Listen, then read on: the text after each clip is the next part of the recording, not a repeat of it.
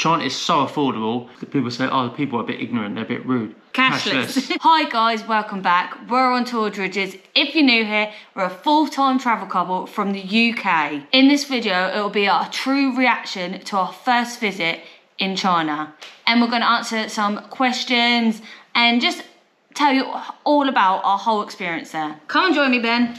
Hello. So a little disclaimer, everything we mention in this video is based on our true impressions and our own experience. It's not an ad. How many people say in our comments, how much have you been paid? How much have you been paid? We have not been paid a penny to visit, record these videos, talk about China. We have not received anything from anyone. This is not an ad.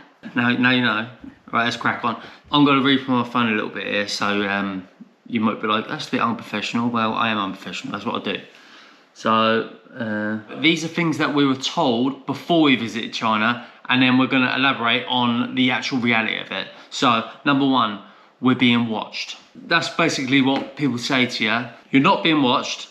There's plenty of cameras. They are recording, but they're just recording for purpose of safety, security. Like if you get something stolen from you, they can find out who it is. They can deal with them. Just makes it more relaxing and more chilled. Like we're not worried about walking around with our camera out. We're not worried about like our phone in our pocket. We're not worried about going to the toilet in a cafe and leaving our laptop there. It's just, you just feel so unbelievably safe.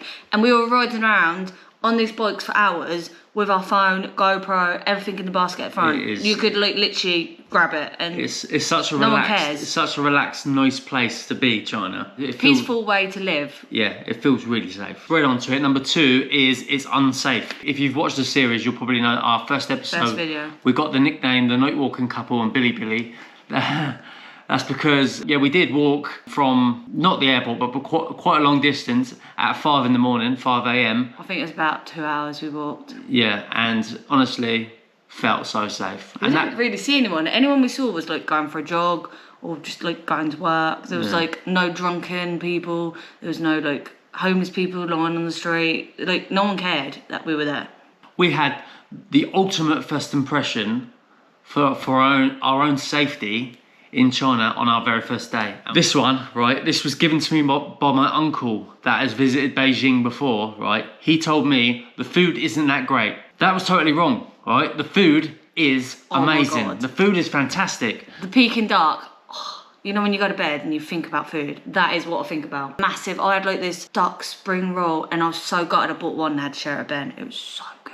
It's not only, like Reanne says, the duck spring rolls. I also... Sorry, duck pancake roll. It's not only the duck pancake roll, like Reanne said. I actually discovered... So when I think Chinese food, I think noodles and all this rice dishes and stuff, that sort of thing.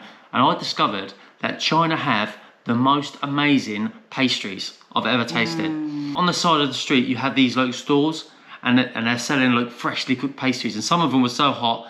As I experienced, I got third-degree burns to the mouth because they are so fresh that they are so hot. And he's greedy. Yeah, and if you eat them before they cool down, you will get burnt. Also, the best thing ever invented, Mixu. Are we pronouncing that right?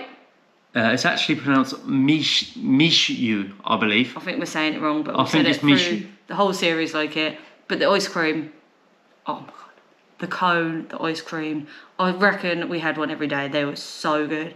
And the best thing, they were so cheap. They were like 22p. It's the affordability on Mishu is unreal. This is just to prove, right? I read every comment, so I am learning all the time from all your comments. And you said to me, Mishu is like a good affordable place for ice cream, lemonade and stuff. But also, I found out, which you didn't know, they do the most amazing cheap coffee as well. So they do coffee? They do coffee, yeah. So we could have like grabbed our coffee from Not that I like coffee, but... Yeah, but it's going to be cheap, isn't it? Yeah. So for next time we're in China, Mishu coffee is definitely on the list. And ice cream. And ice cream. Another preconception that we had is China is expensive. That couldn't be further from the truth. China is so affordable. The Western world now, inflation's through the roof. China are actually having a bit of a deflation period, so everything's getting cheaper. The quality is not substituted by the price. The price is amazing and it's very affordable. Cheap food, cheap transport. What more could you ask for? Yeah. Accommodation, budget friendly.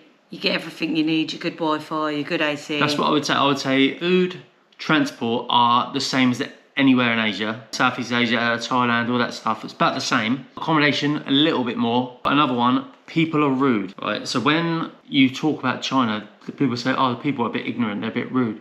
That's not true at all. There is a massive language barrier, I'm not gonna lie. Obviously, we don't speak Chinese. That's our fault. Well, their language is the most spoken language in the world, isn't it? Mandarin is, I believe it is. Yeah. Is that Let us know down below, is it? Yeah. But everyone's got time to answer your questions.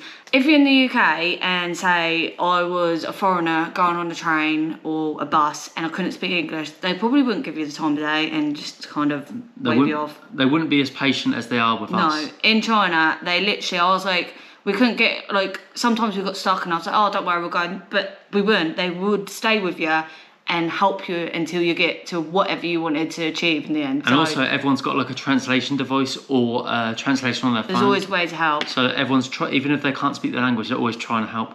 Even the security guards, when we went to the palace, like, we were a bit confused where to go and what to do. And we went up and spoke to them and they still found a way to communicate and they gave us the time and energy and didn't dismiss us. They were really nice, weren't they? Yeah, that's one thing I've learned is how humble and kind they are in China, and it was just an absolute blessing to be there. Right, so the next section is going to be things that the West can learn from China, and I've got a list here. I'll be honest, there is quite a lot. I know what your first thing's going to be. After three, say it at the same time. Okay, one, two, three. Cashless. Right. Cashless. I knew it would be. Yeah, cashless is the way forward. China's not totally cashless, but it is more cashless than anywhere else. It's like 95% cashless. It's more cashless than anywhere else I've ever been. Which makes it so easy now. Like, the cashless is like Alipay and WeChat. Like, Alipay, you can do the metro on it, you can do the bikes on it, you can literally pay for the tiniest thing. Like, we went up to a lady on a bike selling these like fruit things. You can still use Alipay on it. The West could definitely learn is the architecture is amazing. Modern architecture, I mean. Obviously, there is a lot of like historic buildings in the West. Also, infrastructure, like the metro. Metro is, you have the tube system in London, which is slow, a little bit unreliable. And expensive. Right? Metro is affordable. It is always on time, and it is so quick. I've never seen a metro go so quick. It zooms in, picks you up, and zooms off. No messing around. No messing about. And so they're clean, they're not smelling, there's not graffiti everywhere. It's just, it shows you they've just got it right there. Like, it's spotless. The metro's spotless. It's such a peaceful life. I can't say a negative thing about it. Actually, not that we've seen. We could say that about the, if we talk about infrastructure, the bikes in Beijing. We talk a little bit about them. The bikes in Beijing are like, so basically you have a road and then you have a road next to a road. This road is just for the bikes. Obviously, long distance you couldn't ride it, but once you're in the city centre, we were using it to get to places because it was fun. And look, obviously with me, I've got I'm like partially sighted, so I'm at big risk of like riding into a car. But obviously, so it's perfect for yeah, you. if I got like in China, I have my own road, so I'm like a little bit more safer. Yeah, that's the only time Ben can ride a bike. Yeah. Nowhere else he'll be allowed to. And another thing about the roads, all the vehicles are electric. The buses, the cars, the mopeds. So it's very peaceful. Preconception you might have of China. To be honest, personally, we didn't have too many because we don't 100% believe the media. Because we've seen the world, so we're quite like see with our own eyes this. Right, so the next section is some of the questions we got from either comments on YouTube or from Instagram or Facebook or whatever comments we had. So I'm gonna go through them. This one come from a comment. So, did you guys walk 1.5 hours at 3 a.m. in the morning to get to your destination? You guys are Superman. We are.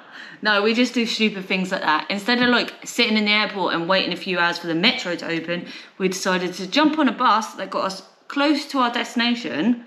But what you don't realise is Beijing is very big, very big. Yeah.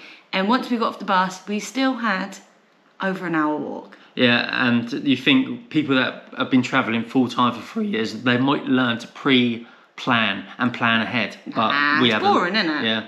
That's why we are the night walking couple. We also had a lot of questions asking us to go to different cities. I didn't want to put each one individually, but yeah, there was like, go here, go there, go there. We are going to try and see, over the next sort of 2 or 3 years, we are going to try and see as much of China as we possibly can. So we've already at the moment, we're currently home in the UK because we've got like weddings and loads of family-ish things going on. But we are free the end of July, so if anyone wants to fly us to China, fly us. But otherwise, we are coming to China the beginning of October, hopefully for a month. But we're hoping China changes their free visas for the UK by then. Otherwise, we've got to go either to Bangkok or London and pay and do the long process. But add us to the list. Yeah, this is a just plea. Make it so much easier for us. This is a plea to the Chinese government.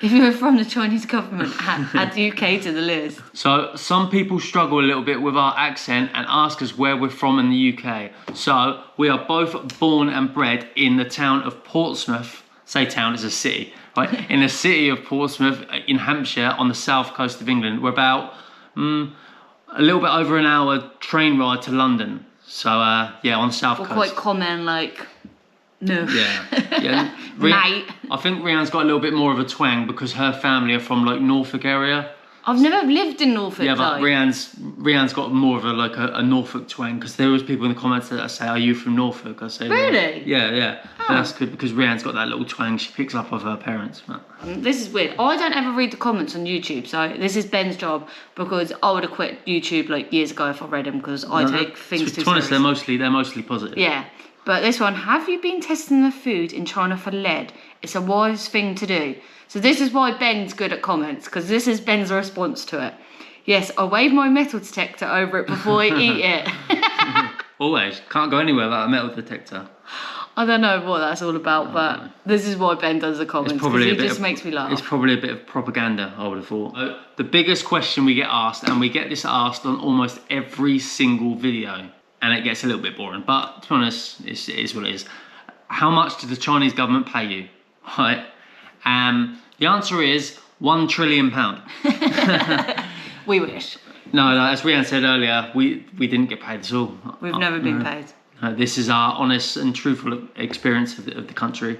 I think it's weird that people think that. Yeah, I know. And if you get paid by anyone to make a video, you have to have ad in it by legal requirement. And we've not had any ads, as you've seen, so we are not getting paid anything. So these are tips for anyone that's visiting China. Yeah, one, Alipay. Get yourself Alipay. Get yourself WeChat. Them two are absolutely essential. You will use them apps absolutely everywhere. Apple Maps. Apple Maps. Because Google Maps don't work out there, so make sure you've got Apple Maps. And get yourself a SIM card. Yeah, or even get yourself an eSIM before you land, because it's like as you saw in our series, we landed at like 2 AM and it was impossible for us to get a SIM card. So. My biggest advice as well going to China is try the street food. Don't be scared of it. There's no weird food. It is absolutely delicious. We looked at some of the most amazing food and it's full of so much flavour. It's nothing like Chinese food you'd have at home, like a Chinese takeaway. It's greasy, it gives you a headache, it literally tastes nothing like it. The food out in China, it's amazing. The noodles, I keep trying to remake them, but I just can't get them. They're just so good. I know I said before about the pastries. The pastry is so good. And you're not even a massive pastry fan. I am now. So we're going to finish it here. Our plans moving forward, as I kind of mentioned in the video, is to get back out in China in around October. And I feel like we didn't fully experience China because we just did Beijing. And a lot of people said there's so much more to it. And the main thing is I need to go and see the pandas. What town's that in? Chengdu. Chengdu. Yeah. Chengdu, and go and see the pandas. I don't think I've ever seen a panda in real life. I don't know if I have either. No, so that would be amazing. Just want to finish off by saying thank you very much for everyone that's commented, everyone that's watched, everyone that liked. Stay with us, stay following us, because obviously China's going to be a massive part of this channel over the next 3 years. So subscribe. 1, 2, 3. Hi guys, is it on, Ben? Check that it's on while you're up. Ice cream and coffee. Ice cream and coffee. Oh, I've got something in my eye. Right, another preconception. Yeah. So another one. I don't want to mention. Yeah, all these sort of things. No, I need a cough. Yeah.